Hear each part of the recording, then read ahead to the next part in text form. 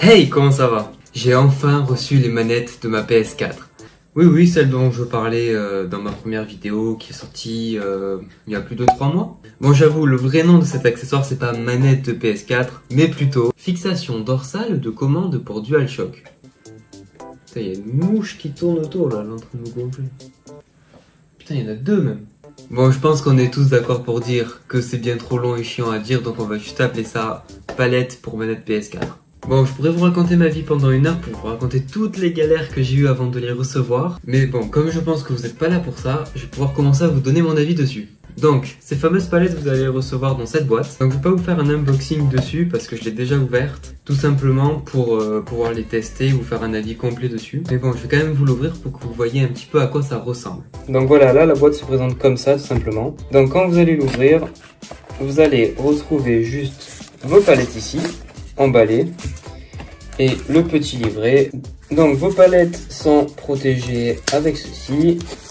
Et vous allez les retrouver là-dedans, voilà, comme ça. Et juste moi j'ai enlevé, il y avait un petit film de protection, donc il n'y a pas de souci au niveau de la boîte, c'est parfaitement protégé. Donc voilà, les palettes se présentent comme ceci. Elles sont assez petites, très ergonomiques par rapport à la manette. Là, il n'y a pas de souci. Voilà, peut-être au niveau du design, moi perso ça me gêne pas, mais j'en ai parlé à plusieurs amis et tout ça. Ils m'ont dit, voilà, tes palettes c'est bien beau, mais franchement, il y a vraiment un gros rond derrière. Mais je pense qu'ils ont été obligés parce que là, il y a une prise jack et bon, voilà, il n'y a pas le choix.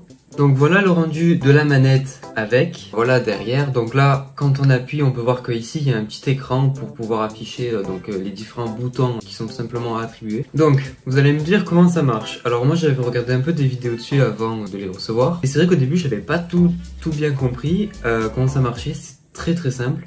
Donc pour configurer vos palettes, c'est très simple, vous allez juste appuyer une fois dessus, ça va s'allumer. Ensuite, vous restez appuyé sur l'écran, vous allez voir le milieu qui clignote. Vous allez changer en appuyant simplement sur les palettes pour configurer le bouton que vous voudrez dessus.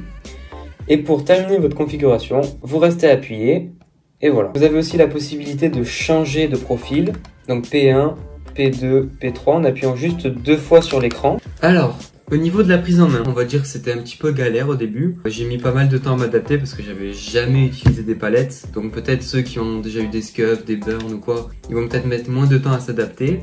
Mais en tout cas, si vous en avez jamais utilisé, vous allez mettre peut-être une petite semaine d'adaptation.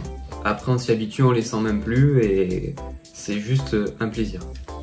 Pour pousser le test jusqu'au bout, je me suis dit, ouais, admettons, donc là c'est bien beau, j'ai mes palettes chez moi, je fais on va dire de la performance et on va dire des aides. Je me suis dit, si je vais chez mes potes, je vais pas me trimballer des palettes, c'est un peu ridicule, ça sert à rien. Donc j'ai fait des parties un petit peu sans. Voilà, j'ai joué pendant bien 2-3 heures, j'ai mis une bonne heure à faire 100. Mais c'est vrai qu'on sent quand même le manque après, parce qu'on est tenté d'appuyer avec les mains. Mais c'est juste que non, ça marche pas quoi. Aussi faites attention quand vous les achetez, si vous avez les manettes de base fournies avec la Play, il n'y a pas de souci. Mais par exemple, moi j'ai une manette filaire qui ne vient pas spécialement de Sony. Et en dessous, il n'y a que la prise jack. Et la palette ne s'adapte pas dessus, car il manque tout simplement l'emplacement d'à côté. Alors, maintenant, au niveau des sensations de jeu, rien à dire. Franchement, en jeu, les sensations sont géniales. Il n'y a pas de souci. Donc j'ai fait des tests sur Call of Duty, donc Modern Warfare, Warzone, tout ça. Si vous jouez à ça, franchement, je peux que vous les recommander. Donc c'est vraiment des aides, hein. C'est juste on saute et on s'accroupit. Enfin, c'est les touches que j'ai voulu mettre dessus. Donc vous allez gagner du temps forcément, ça va être beaucoup plus fluide dans vos déplacements, ça va être beaucoup plus simple sur certains trucs. J'ai aussi joué avec sur Assassin's Creed Origins. Donc sur Assassin's Creed, juste les sensations, on a une certaine sensation de liberté, j'ai envie de dire, parce que sur ce jeu, on est obligé de rester appuyé sur X si on veut courir plus vite et grimper sur les bâtiments. Mais le problème, c'est que en appuyant sur X, on peut pas gérer tout ce qui est point de vue. Et du coup, c'est un petit peu galère des fois si on court après un mec ou quoi. Donc là, j'ai juste à rester appuyé dessus, il n'y a pas de souci, je vois de partout. Mes déplacements étaient beaucoup plus fluides. Mais là aussi sur Assassin's Creed, qui est un jeu dont j'ai pas mal l'habitude, j'ai dû me réadapter. Alors maintenant on va parler du prix. Donc le prix a été annoncé à 29,99€ si mes souvenirs sont bons, donc 30€. Donc c'est vrai que quand on dit 30€, ouais, pour juste un petit truc comme ça vaut pas le coup. Alors on va dire oui et non. Donc si vous êtes un joueur comme moi, que vous jouez plusieurs fois dans la semaine, pas mal d'heures et tout ça, ça peut valoir le coup. Bien sûr, sur certains jeux comme Call of Duty, donc tout ce qui est FPS, je prends Call of Duty comme base parce que c'est ça que je joue, mais pour tout ce qui est FPS ou bien des jeux comme Assassin's Creed, c'est vraiment une aide, voilà. Donc pour moi, le prix reste assez juste pour des joueurs, voilà, ils veulent des palettes, mais ils n'ont pas spécialement les moyens de s'acheter des scuffs ou des burns que vous aurez du mal à trouver à moins de 150 € neuf. Donc pour les gens qui n'ont pas envie d'investir tout simplement aussi cher dans une manette, voilà, c'est une bonne alternative, c'est juste un truc adaptable dessus, vous pouvez l'enlever, le remettre comme vous voulez. Donc bien sûr, faites gaffe parce qu'il y a énormément de problèmes sur cet accessoire, je trouve. Au niveau donc de livraison et tout ça, il est beaucoup en rupture de stock sur certains sites. Des fois vous allez les trouver à 150 €, donc bien sûr n'achetez pas ça à 150 €, c'est complètement ridicule, ça ne vaut pas ce prix.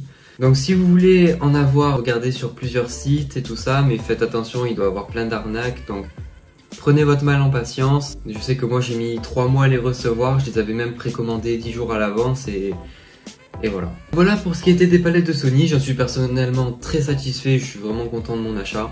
Donc bien sûr je vous rappelle, ça reste juste un accessoire, c'est pas du tout obligatoire, pour certains jeux ça va pas servir. Si cette vidéo vous a plu, bien sûr n'hésitez pas à lâcher un pouce bleu et à vous abonner. Donc bien sûr si vous avez des questions sur les palettes, laissez-les en commentaire, je vous répondrai. Ou bien sur mes réseaux, ils apparaîtront à l'écran, je vous répondrai aussi. Je vous dis donc à la prochaine pour une nouvelle vidéo, c'était Blast. Ciao!